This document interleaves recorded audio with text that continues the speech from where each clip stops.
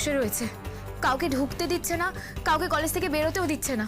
কলেজের সমস্ত class cancel, সমস্ত সাক্ষী লোপাট করার জন্য। এসব করে বিদ্যা বাদ।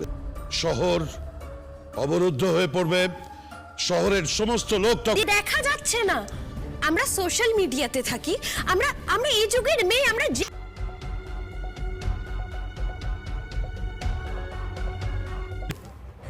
অন্যদিকে চলে যায়। আর বিদ্যা, আমি কলেজের স্টুডেন্ট, আর আমাদের কলেজ থেকে সবাই ওখানে যাচ্ছে। তুমিও যাচ্ছ। যদি বিদ্যাকে বলি চড়াতে হয় তাহলে চড়া জমায়েত হয়েছে।